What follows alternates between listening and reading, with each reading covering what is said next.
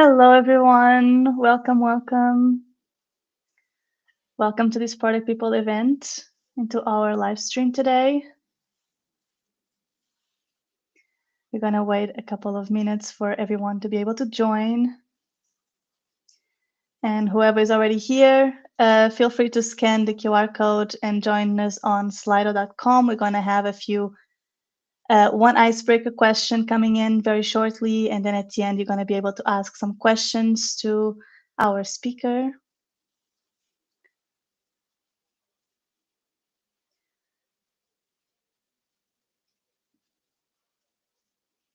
So welcome. Just giving a little bit more time. Feel free to scan the QR code to join. We are going to be live, or we are currently live on YouTube, LinkedIn, Facebook, and Twitch. And this talk will also be recorded on YouTube, so you can always come back afterwards and see it.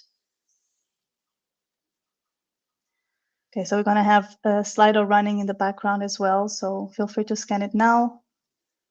And we are going to begin. So once again, welcome. Thank you for joining. Thank you so much for joining our live stream today. Today, we're going to be having a live stream with Tim Price, the CPO at Infermedica. And the topic is going to be strategy as a system, how working as a CPO changed my view of B2B product strategy. So this is going to be very, very interesting. Join in and be prepared to ask your questions as well to Tim. So that's a little background of me. I'm your host for today. My name is Mariana Silva. I'm the Client Solutions Associate at Product People. My background is within hospitality and customer relations and within business development and sales and marketing. So if you're curious about Product People and you want to work with us, feel free to reach out to me and contact me on LinkedIn, and I'm happy to talk about Product People. So what we do, I'm going to start introducing Product People. So the way we do money, the way we make money, the way we like to work is we do interim product management. So we are a product management consultancy. We do product management as a service and product management alone. So this is also what differentiates us from other different companies within the freelance agencies and other consultancy companies. And we also do these free events, offline events, and also these talk live stream shows within Europe oftentimes. And this is also how we like to give back. We have a community of product managers of over 60,000 members. And we're very happy to have you joining us today with our talk with Tim Price. So we have our first icebreaker question. So please leave your answers, and we're going to get them afterwards, after the talk. So the question is, what's more important to you in product strategy? A clear long-term plan. B, the ability to adapt quickly. Or C, depends on the company stage. Feel free to add your answers on slido.com, scan the QR code, or join us on slido.com with the code 3149231. All right. And we're going to start strategy as a team, as a system with Tim Price. Feel free to join us. And the stage is yours, Tim. Awesome. Thanks so much for the introduction. So just give me 1 second to set myself up. And yeah, thanks for the opportunity to speak today. I'm really excited to share with you all some of my learnings from product leadership, and really this, I guess, is part of my own learning experience as well, playing back some of the ideas and theories that have kind of come my way. So let's kick things off. In my opinion, product is overwhelmed with theories and frameworks. We live in the age of how X does product, or comment wow here for access to a library of 100 templates. But in reality, we cherry pick the parts that speak to us and we think will help us to do our jobs day to day. Maybe not a controversial point of view, but in my opinion, frameworks really are just the product of the culture and the context of the team that created them. And what's really important is that you need to adapt them to your own context. But the question is, how well do you actually understand your context, and how wide is that context? So now I'll take you back to my formative years as a product leader, first of all, working at Babylon Health on the kind of proverbial rocket ship growth journey. I was newly minted as a product director and fresh into the world of product leadership without any of the kind of battle scars of having done it before. Here I am, you can see me on the right-hand side, basking in the glory of my own success. We just developed what I thought was a killer strategy to unlock the growth for our operations teams in the UK, using all of my favorite kind of tools and frameworks along the way. So we'd aligned around one metric per patient per year, and also all of the leading metrics that fed into that. We'd analyzed the different opportunities and shaped up 5 bets in partnership with the operations teams. I'd presented it, I think, something like 27 times to get everyone on the same page, to the point where we were ready to then kick off these bets, and we ran a series of really energizing design sprints, and everyone was actually on board and delivering against our roadmap iteratively, but the outcomes were actually really following the business outcomes, which was awesome. And it really felt like we'd cracked it until wallop. We've signed a new deal in the US. We've closed a new funding round with a bunch of US investors, and we're going to be going live in less than 6 months. So suddenly we had to drop everything. Everything changed: the market, the users, the tech, the stage of growth, the outcomes we were trying to drive, and really we were back at square one. We had quite a big team, and they were looking to me for direction, but to be honest, I was as clueless as them. So I went to Ali, who's our CEO, and to try and get some clarity, and his answer really has kind of like stuck with me over time. So he said to me, the strategy hasn't changed, it's just your understanding of it. Now I'm 90% sure that was bullshit, but I think there is some wisdom in there as well. So I knew that I needed to adapt to our context, and really I thought that I had. But what became clear is I'd only seen part of the picture. So in reality, we'd just closed a huge new funding round, and that level of funding and the new expectations of the new investors meant really we only had one option, which was to go into the US market and to do it now. But I didn't see any of that coming because I only had part of the context. Okay, so it's a bit of background, but let's take a step back and I'll introduce myself properly. I'm Tim, the Chief Product Officer at Infermedica, although actually today is my penultimate day with the company. I didn't start my career in the product and tech space, but each step along the way has really kind of shaped my approach. So from understanding what drives performance whilst working in professional sport at the start of my career, to delivering some complex change programs at PwC with a particular kind of outcomes focus because of the way the fee structure worked. Before then taking the reins in the NHS myself as a general manager and running a service there.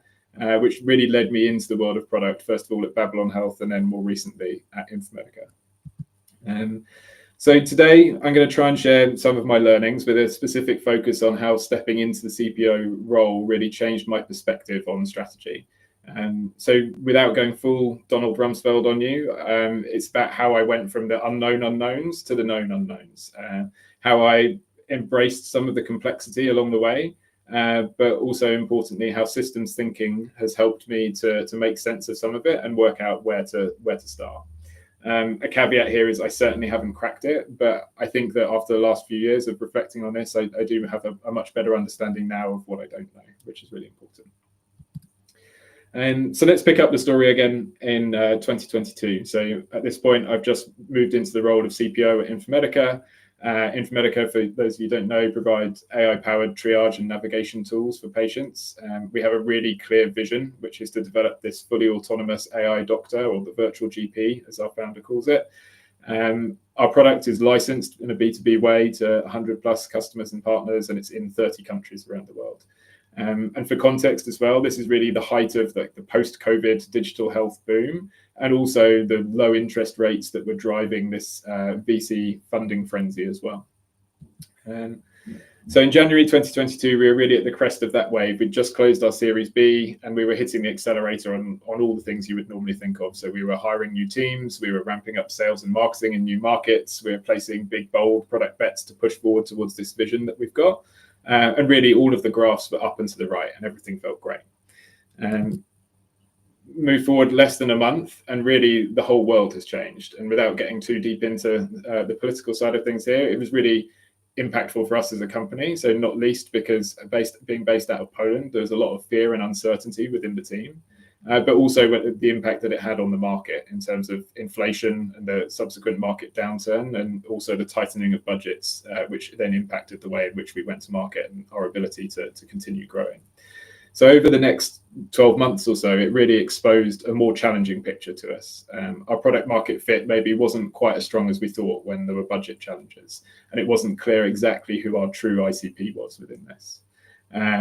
The product improvements we were delivering weren't necessarily translating into growth or monetization, which could compensate for the churn that we were seeing.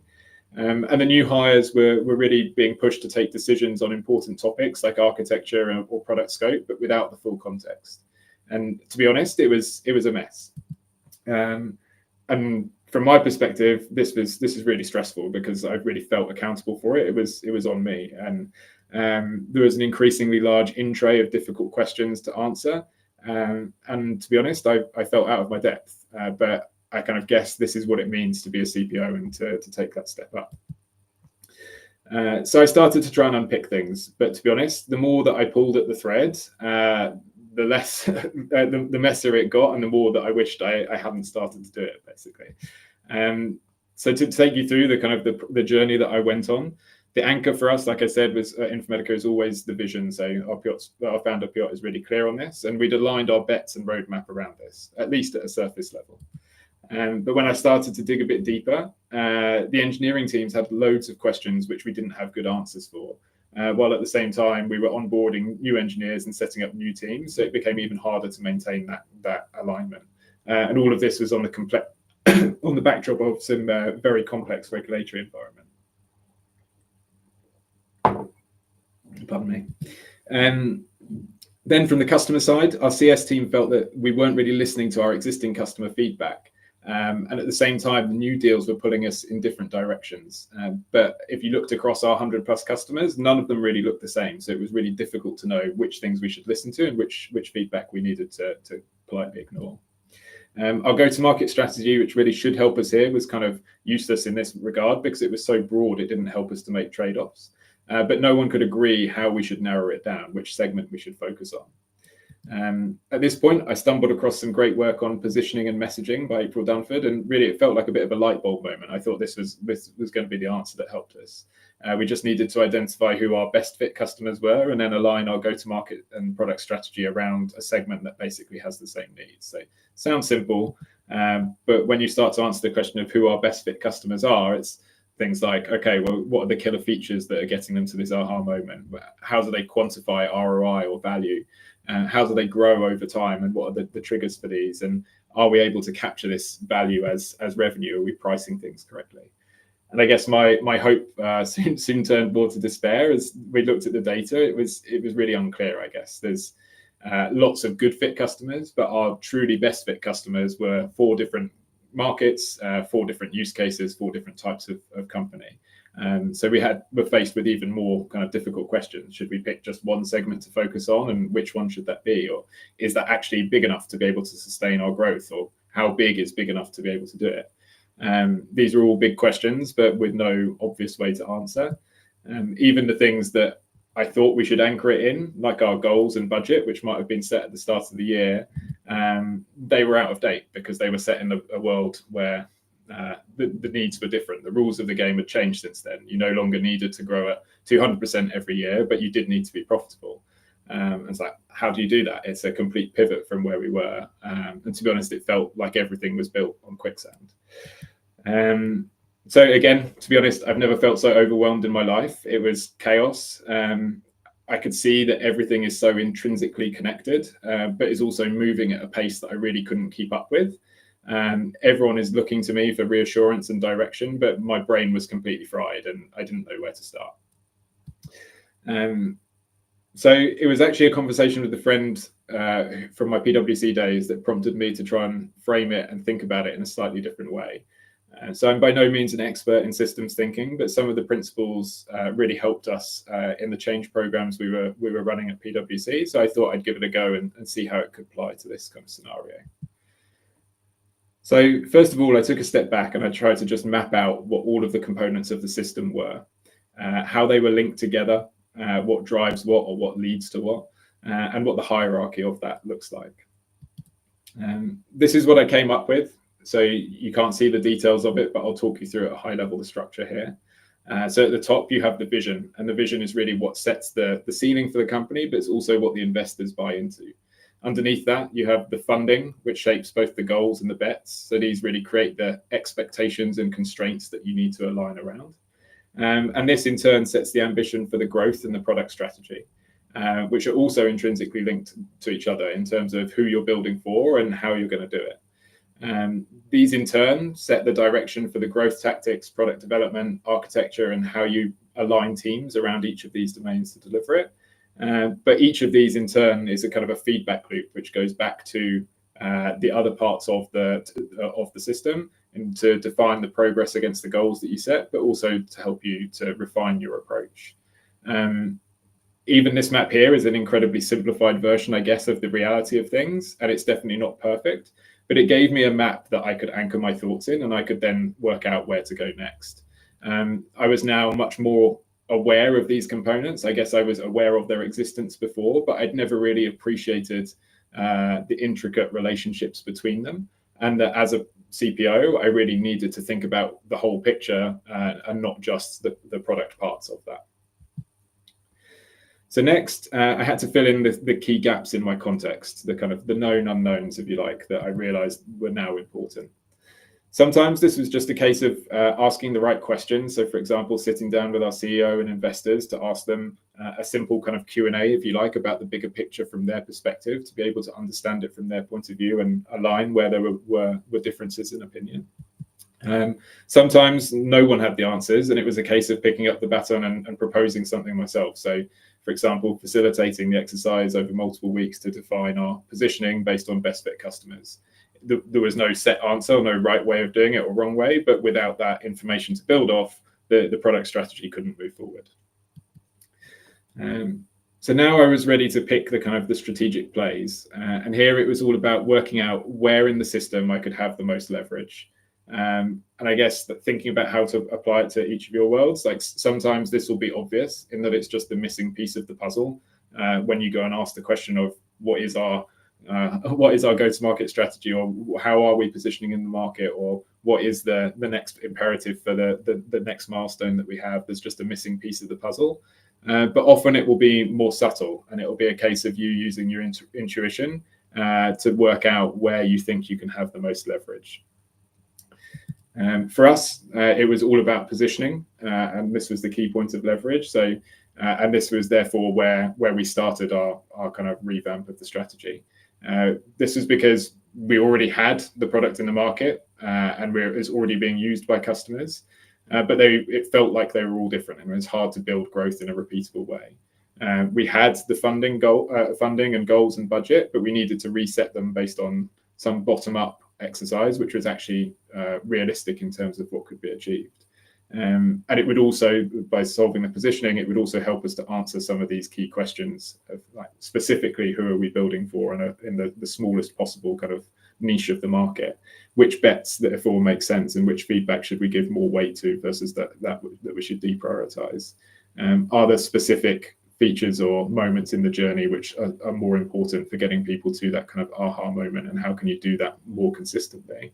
And how do these customers actually define value? And as a result of that, how should we anchor the pricing and packaging of our products as we do it to be able to capture the most value possible for everything that we release?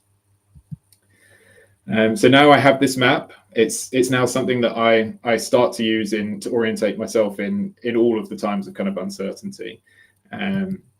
So for example, it could be useful in helping to understand a company pivot, or even in deciding and executing on one yourself. It can help you to plan complex changes to any individual part of the system. So for example, if you have a plan to change your pricing strategy, you can ask the question of what else will this impact? What else should I be considering? Who else should I be aligning with to make sure that this lands well? And it can help you to anticipate and plan for turbulence as well. So if you start to see on the horizon new funding rounds, or even within the year, the budget setting cycles, or perhaps there's a new go-to-market leader and therefore the go-to-market strategy might be changing, it can give you a heads up and you can start to think about how to manage that proactively. And crucially, it gives you that context that I was talking about at the start in order to be able to pick the right frameworks and tools and to adapt them to your situation. And by that, it means not just your product context, but the company's context as a whole. So to close out, I just want to share a few of my top learnings, I guess, for anyone who wants to try and give this a go for themselves. So the first one is just about getting started. So map your context as a system. By mapping out the madness, it will help you to feel calmer, and it will also start to reveal what you don't know. The second is that you can't design a complex system, so they evolve over time from simpler components. So really don't try to re-engineer the whole thing. It won't end well. Instead, focus on the point of leverage that you think will have the most impact. Linked to that, it's key to do just enough to unlock the next step. Trust me, like once you lift the lid on some of these questions, the temptation is to try and fix or to try and change everything at once. But really, it's about working out what change has the biggest leverage and how that will help you to make other decisions. And what I would really encourage you to do, and I guess the moment of realization I had through changing into this role, was that often that happens outside of the scope of what is traditionally deemed to be product strategy. So it might be that in order to have an effective product strategy, you need to go and make the change happen in terms of go-to-market strategy or clarity of where the company is going. Next is that you'll have many options, but unfortunately, all of them will suck. So it will open your eyes to the infinite number of different paths that you could take from a strategic perspective and the combinations of those. But I guess you'll also see just how hard it will be to make any of those successful. So you'll see how you will need to change things across the whole of your business in order to land some of the bigger product shifts that you might want to make. But that's okay, because ultimately clarity and alignment beats having a perfect plan. So when you appreciate how finely balanced the system is, you also gain an appreciation for the multiplying effects of having everyone aligned behind a specific focus.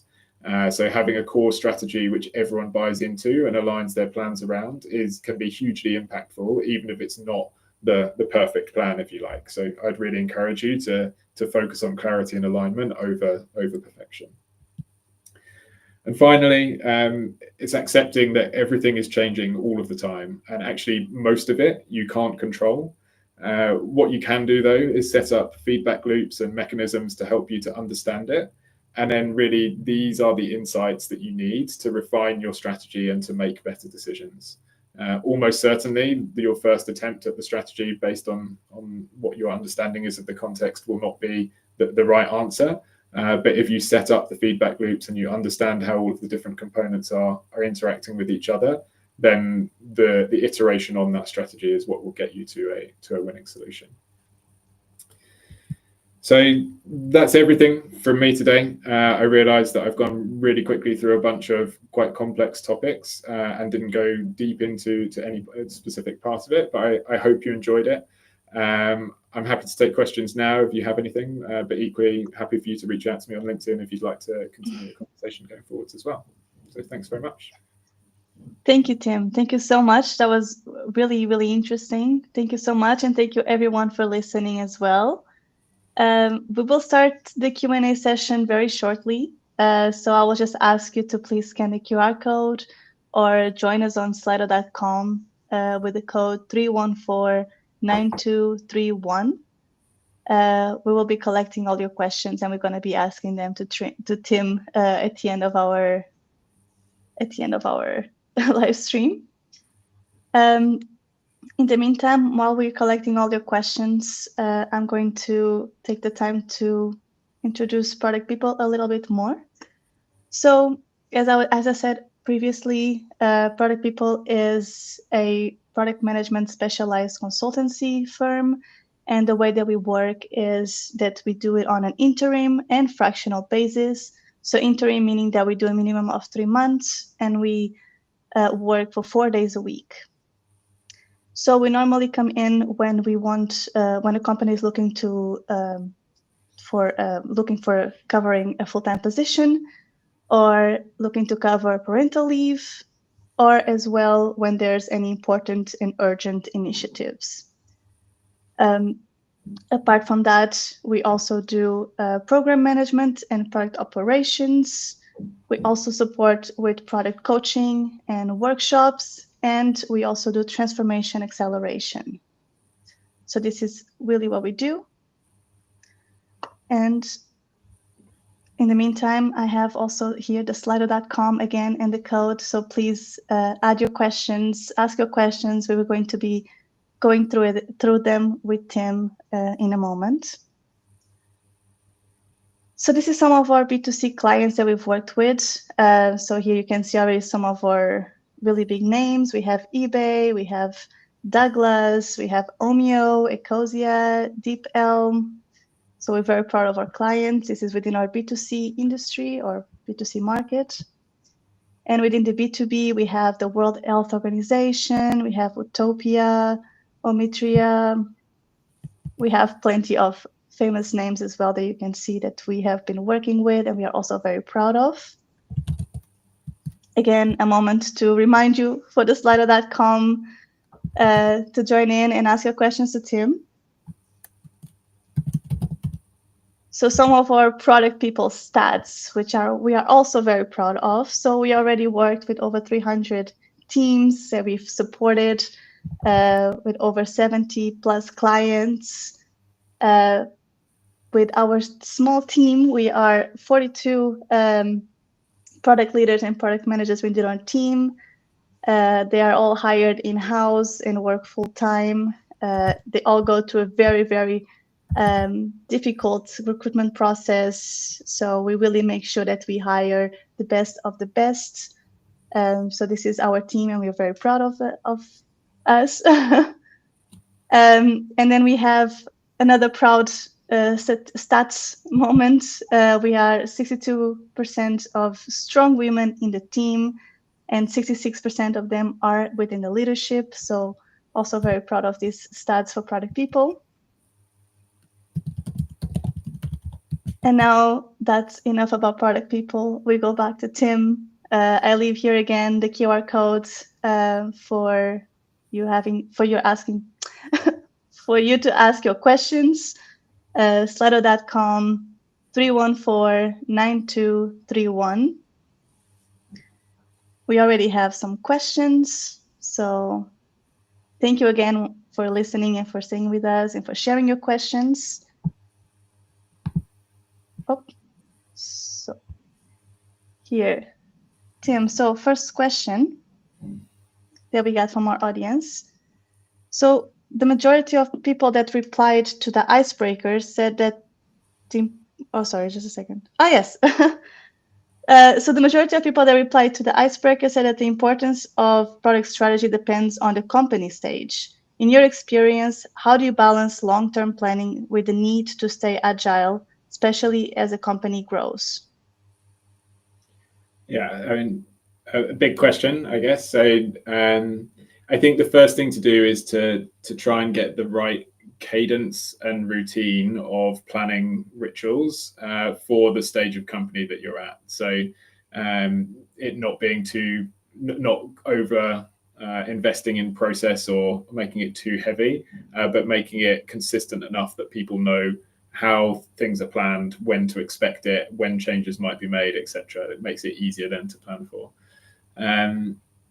The second is definitely, I think there's areas where it's easier to be agile and areas where you want to have more consistency. So I think in the core of what I would describe as your company strategy, you want to have more consistency. So more consistency in the ultimate vision, consistency in how whoever your shareholders are believe that you should be making progress towards that. And ideally consistency in the markets that you target and the segments within that that you're targeting, because it takes time to build up ultimately it takes time to build up a customer base around a particular segment enough to where you can start to build momentum and really break through. But also from a product perspective, it takes a long time to build a product to serve that customer base. So if that chops and changes, that makes it really hard. But I think you should be much more willing to be open and agile to like the problems you're trying to solve for them and the solutions you're delivering. That said, the final thing I'd say is I like to work in terms of bets, and the reason I like to think about those bets is in terms of bets is it's almost like an investment that you're making, and you need to place that investment for long enough for the bet to have a chance to pay off. So whilst you can maintain flexibility in terms of which bets you pursue at any point in time, I think once you commit to one of those bets, you should try and see it through and give it a chance to come to fruition. Thank you so much for your answer. For the question 2, we have, what was one mistake you made early as a CPO that really changed how you think about strategy? Yeah, I think I'd probably summarize it as almost like believing our own hype. So at Infermedica, we were on this kind of early stage of a rocket ship of growth again, and everything felt like it was flowing quite naturally in terms of signing new deals, in terms of securing the investment, in terms of being able to grow. Everyone was loving our vision, but ultimately we didn't differentiate enough between investors loving the vision and what actually customers were ready to buy right now. And I think really we got kind of a rude awakening when the market shifted so radically. But actually it was probably a good thing for us, because otherwise we'd have gone even further down that path without getting the kind of the true feedback from the market in terms of what was most important. So I think, yeah, don't get caught up in your own hype, or certainly if you're working for a VC backed company, make sure that you separate out what your investor story is from your customer story, because they're often very different. Thank you. Definitely agree with that. Next question. How do you know when your product strategy needs to shift? Yeah, I mean, again, like a really big question to answer. I think there's a number of things. So obviously, like again, one thing I think everyone could and should do is get into a regular cadence of reviewing things. So from a strategic perspective, you should be checking back in every 3, 6, 12 months, depending on the stage of company you're at, to make sure things still make sense and are aligned. But also then you can look at either the triggers within the company or triggers within the market. So triggers within the company might be things like performance versus plan isn't going quite as expected, or maybe there's a change in personnel, like a new hire into the leadership team, or some kind of event or milestone in the company as a whole, which might change the context that you're operating within. Or from a market perspective, maybe there's something either a competitor or maybe a technology shift as a whole, or something to do with the economy as a whole, which then leads you to kind of reconsider and just think back through, like, okay, what are the core assumptions that underpin the strategy we have at the moment, and have any of those core assumptions actually fundamentally changed in the last period of time? Thank you. So next question. You mentioned feeling overwhelmed doing your transition to CPO. What helped you move past that and regain clarity? I think talking to other people is the key. Like I think one of the things I struggled with actually is almost felt a little bit lonely, going from being someone who was always part of a team in some way to then being the leader of the team, and the team you're part of is the kind of the leadership team of the company, but everyone ultimately is feeling the strain in that kind of position.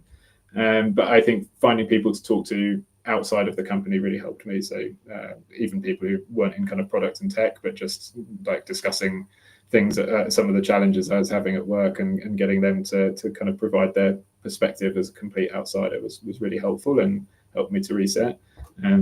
Also, like in the moment, for sure, like going for dog walks is like the key for me. Like at any point when I was overwhelmed, like go and take the dog for a walk for 45 minutes, and don't take a phone with me or anything else, and then come back, and life is usually a bit better after that. Definitely agree with that. Thank you for your answer. We have 2 more questions. So what suggestions do you have for someone transitioning from sales to product management? That's a good question. Yeah, really good question. So I think the biggest shift to make, and like again, this is maybe something that I hadn't really appreciated fully until I took on a broader role, but there is a fundamental difference in the way that that salespeople are incentivized to think and to act versus the way that product people are incentivized to think and act. So salespeople are really heavily incentivized to the point where their job and compensation depends on it to close the deal that is in front of them. So to find a way to serve the single customer that is there. Often, like even if it's to the detriment of all the other customers in the company. Now, obviously, you get people who have a broader view, and everyone wants to try and be responsible. But ultimately, if your job and your compensation depends on it, that's a pretty big driver. Whereas from a product perspective, you are really heavily incentivized to think about all of the customers you're serving, because you want to find a way to maximize your impact. And the best way to maximize your impact is to be able to work on things that can be adopted and be used by as many of your customers and users as possible. So that shift in mindset is probably, I would say, like the biggest thing to move to think about, and how you move from seeing kind of request from customer in front of you to how do you fulfill that, to having this step of kind of critical challenge in between, where it's like, okay, is this the right thing to do right now? How does this impact all of the other customers across our base, and how do we weigh those things up? But I would also lean into like the upside that you have, which is, I think, being connected to customers directly, understanding what it takes to make a deal successful, to make a customer successful, being comfortable going and talking to customers and users and getting that feedback directly is things that not every product manager has, for sure. And so finding a way to kind of pitch it that way is important, and then really just find a way to get started. And it's in my experience, it's much easier for someone to make that transition within a company than it is applying cold for jobs. So even if it's within the company you're in at the moment, if you can't make the move explicitly, then just find ways to go and shadow the product team, spend time with them, maybe help out on a particular project, or start to just be curious about the way in which they're thinking and how it applies to the customer base as a whole. Thank you for your answer. And last question that we have now. The insights presented are valuable and highly context specific. The insights can be considered universal to pick up, or do you have tips on how to adapt them to other situations? Yeah, so I think this is almost deliberate in terms of the way that I presented it, because your context will be different. The system that you're operating in, it will probably have many of the same components and many of the same kind of interactions between them. But it will vary depending on certain things. So the stage of your company, the type of business model you have, whether you're B2B, direct to consumer, marketplace, or licensing play, deliver services, there's an operational aspect, all of those different things. So I think the mental model of being able to try and map out your company as a whole as a system and is the thing that is consistent. And maybe there is a starting point in there from what others have done. But actually the most important step is that first one of just mapping out your own context and what do you understand of it right now, and knowing that will evolve over time, and V2, V3, V4 of it will add in new bits that you didn't even know were there, and the connections that maybe you hadn't appreciated were as important as they are. So I would say, yeah, it's absolutely transferable, but it requires that time to take a step back and map it out for yourself, and then to think about how to kind of apply the principles of it rather than the specific content. Thank you. Thank you so much for your answers. Thank you so much for your time and for joining us today, and to the audience as well. Thank you so much for joining us and for being here for all of this live stream, and for sharing your questions as well. We are going to wrap up now. So as a last slide, a little bit more about product people. If you're interested in knowing more about product people or working with us, we are hiring at the moment, so feel free to scan the QR codes. and also subscribe to our newsletter for more information and for inspiring product stories. And coming up next week, next Tuesday, we have storytelling for strategy alignment with Rebecca Regan Team, Director of Product Strategy at SAP. So stay tuned for that. And thank you so much for being here. And thank you so much, Jim, once again.